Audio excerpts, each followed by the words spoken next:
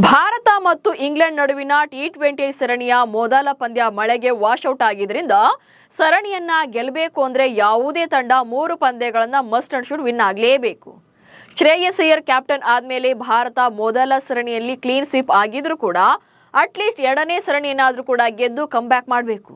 At the same time ತಂಡದ head coach ಆಗಿರುವಂತ ಗೌತಮ್ ಗಂಭೀರ್ ಪಾಲಿಗೂ ಕೂಡ ಮಸ್ಟ್ ವಿನ್ ಸೀರೀಸ್ ಆಗುತ್ತೆ. ಯಾಕೆ ಅನ್ನೋದನ್ನ ಈ ವಿಡಿಯೋದಲ್ಲಿ ಹೇಳ್ತೀನಿ. ನಾನು ಶಾಂತ. ನೀವು ಸುದ್ದಿಯಾನದ ಸಬ್ಸ್ಕ್ರೈಬರ್ ಆಗೋದಕ್ಕೆ ಮರಿಬೇಡಿ.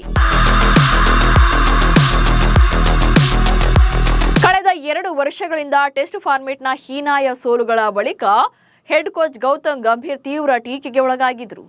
ಏಕದಿನ ಮಾದರಿಯಲ್ಲೂ ಕೂಡ ಐತಿಹಾಸಿಕ ಸೋಲುಗಳನ್ನ ಭಾರತ ಕಂಡಿದೆ. ಈಗ ಟಿ20 ಸರಣಿಗಳು ಕೂಡ ಕೈತಪ್ಪಿ ಹೋದ್ರೆ ಗಂಭೀರ್ ಕೋಚ್ ಸ್ಥಾನದಲ್ಲಿ ಬೇಕಾ ಬೇಡವಾ ಎನ್ನುವಂತ ಚರ್ಚೆಗಳು ಮತ್ತೆ ಮುನ್ನೆಲೆಗೆ ಬರುತ್ತೆ. ಹಾಗಂತ ಇದೊಂದೇ ಸರಣಿಯ ರಿಸಲ್ಟ್ ಅಲ್ಲ. ಈ ಹಿಂದಿನ ಸಾಕಷ್ಟು ಪಂದ್ಯಗಳ ಡ್ಯಾಮೇಜ್ಗಳು ಕೂಡ ಗಂಭೀರ್ ಅವರ ಫ್ಯೂಚರ್ ಮತ್ತೆ ಅಲುಗಾಡುವಂತೆ ಮಾಡಿದೆ. ಗಂಭೀರ್ ಅಂಡರ್ನಲ್ಲಿ ದಶಕಗಳ ಪಾರುಪತ್ಯ ಅಂತ್ಯ. Gautam Gambhir team India head coach ಆದ್ಮೇಲೆ ಭಾರತ 2 ICC ಟ್ರೋಫಿಗಳನ್ನು ವಿನ್ ಆಗಿದೆ. 2025ರ ಚಾಂಪಿಯನ್ಸ್ ಟ್ರೋಫಿ ಹಾಗೆ 2026ರ ಟಿ20 ವಿಶ್ವಕಪ್. ಆದರೆ ಸೋಲುಗಳ ವಿಚಾರದಲ್ಲಿ ಭಾರತ ಕಟ್ಟಿದ್ದ ದಾಖಲೆಗಳ ಕೋಟೆಯೇ ಛಿದ್ರವಾಗಿದೆ. ದಶಕಗಳ ಪಾರುಪತ್ಯ ಅಂತ್ಯವಾಗಿದೆ.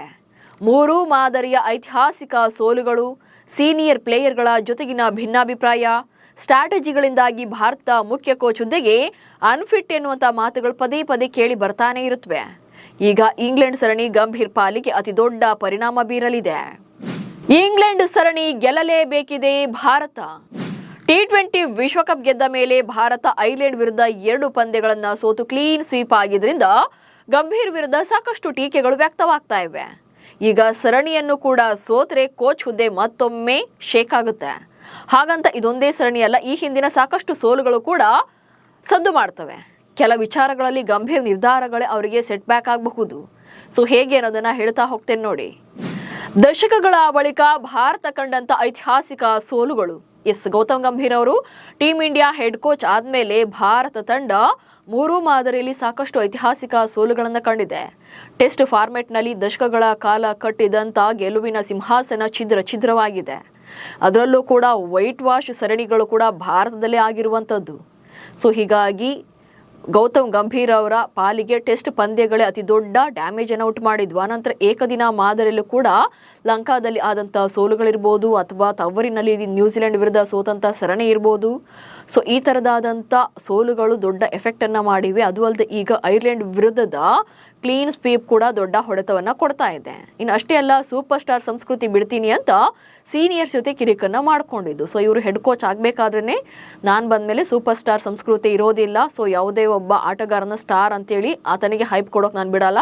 ಸೊ ಎಲ್ಲರೂ ಕೂಡ ಒಂದೇ ಅನ್ನೋ ರೀತಿಯಲ್ಲಿ ಸೀನಿಯರ್ ಪ್ಲೇಯರ್ಗಳನ್ನ ಒಂದು ರೀತಿಯಾಗಿ ಗೌರವವಿಲ್ಲದೆ ಹೇಳುವಂತ ಹೇಳಿಕೆಗಳನ್ನ ನೀಡಿದ್ದು ಕೂಡ ಸಾಕಷ್ಟು ಆಕ್ರೋಶಕ್ಕೆ ಕಾರಣವಾಗಿತ್ತು. ಜೊತೆಗೆ ಪದೇ ಪದೇ ಟೀಮ್ ಬದಲಾವಣೆ ಹಾಗೆ ಸ್ಲಾಟ್ಗಳ ವಿಚಾರದಲ್ಲಿ ಚೇಂಜಸ್ ಅನ್ನ ಮಾಡುವಂಥದ್ದು.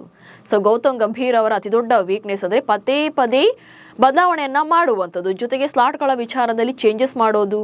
ಸೊ ಟಾಪ್ ಆರ್ಡರ್ ಹಾಗೆ ಮಿಡಲ್ ಆರ್ಡರ್ನಲ್ಲಿ ಬ್ಯಾಟರ್ಗಳ ಸ್ಲಾಟ್ಗಳನ್ನೇ ಚೇಂಜ್ ಮಾಡಿ ಪ್ರಯೋಗ ಮಾಡೋದು ಕೂಡ ಒಂದು ರೀತಿಯಾಗಿ ಬ್ಯಾಕ್ ಫೈರ್ ಆಗಿರುವಂಥದ್ದು ಕೂಡ ಗೊತ್ತಾಗುತ್ತೆ. ಹಾಗೆ ತಂಡದ ಆಯ್ಕೆ ವಿಚಾರದಲ್ಲಿ ಬೇಕಾದ ಆಟಗಾರರಿಗೆ ಮಾತ್ರ ಪ್ರಿಯಾರಿಟಿ ಕೊಡ್ತಾರೆ ಎನ್ನುವಂಥ ಗಂಭೀರ ಆರೋಪ ಇದೆ. ಇದನ್ನು ಸ್ವತಃ ಮಾಜಿ ಕ್ರಿಕೆಟಿಗರೇ ಹೇಳುವಂಥದ್ದು. ಸೊ ಅವ್ರಿಗೇನು ಒಂದಷ್ಟು ಆಟಗಾರರು ಪ್ರಿಫರೆನ್ಸ್ ಕೊಡಬೇಕು ಅವ್ರಿಗೆ ಅನಿಸುತ್ತೋ ಅವರನ್ನು 3 ಮಾದರಿಯಲ್ಲೂ ಕೂಡ ಸೆಲೆಕ್ಟ್ ಮಾಡ್ತಾರೆ. ಬೇರೆ ಬೇರೆ ಫಾರ್ಮ್ಯಾಟ್ ಅಲ್ಲಿ ಸೊ ಎಲಿಜಿಬಲ್ ಇದ್ದಾರೆ ಅಥವಾ ಅರ್ಹತೆ ಇದೆ ಆಟಗಾರನ ಅಂದ್ರೂ ಕೂಡ ಆತರಿಗೆ ಅವಕಾಶವನ್ನ ಕೊಡೋದಿಲ್ಲ. ಹೀಗಾಗಿ ಒಂದು ರೀತಿಯಾಗಿ ಫೇವರಿಸಮ್ ಮಾಡ್ತಿದ್ದಾರೆ ಎನ್ನುವಂತ ಆರೋಪಗಳು ಕೂಡ ಇರುವಂತದ್ದು. ಜೊತೆಗೆ ಅಗತ್ಯಕ್ಕಿಂತ ಜಾಸ್ತಿ ಆಲ್ರೌಂಡರ್ ಬಳಕೆ ಎಂದಿರುವಂತ ಮಂಜ್ರೇಕರ್ ಈ ತಂಡದಲ್ಲಿ ಅಗತ್ಯಕ್ಕಿಂತ ಜಾಸ್ತಿ ಆಲ್ರೌಂಡರ್ ಗಳನ್ನ ಬಳಕೆ ಮಾಡ್ತಾ ಇರೋದು ಕೂಡ ಅವರಿಗೆ ಹೊಡೆತವನ್ನ ಕೊಡಬಹುದು. ಹೀಗೆ ಗೌತಮ್ ಗಂಭೀರ್ ಅವರು ಟೀಮ್ ಇಂಡಿಯಾ ಹೆಡ್ ಕೋಚ್ ಆದ್ಮೇಲೆ ಅವರ ಕೆಲ ನಿರ್ಧಾರಗಳ ಬಗ್ಗೆ ಅಸಮಾಧಾನ ಅಂತೂ ಇದ್ದೇ ಇದೆ. ಈಗ ತಂಡದ ಪ್ರದರ್ಶನ ಕೂಡ ಹಳ್ಳ ಹಿಡಿದ್ರೆ ಗಂಭೀರ್ ಕೋಚ್ ಆಗಿ ಬೇಕಾ ಬೇಡವಾ ಎನ್ನುವಂತ ಚರ್ಚೆಗಳು ಶುರುವಾಗುತ್ತೆ. ಸೊ ಇಂಗ್ಲೆಂಡ್ ವಿರುದ್ಧದ ಸರಣಿಯನ್ನ ಗೆಲ್ಲುವುದು ಗೌತಮ್ ಗಂಭೀರ್ ಪಾಲಿಗೂ ಕೂಡ ತುಂಬಾನೇ ಮುಖ್ಯ. ನಮಸ್ಕಾರ.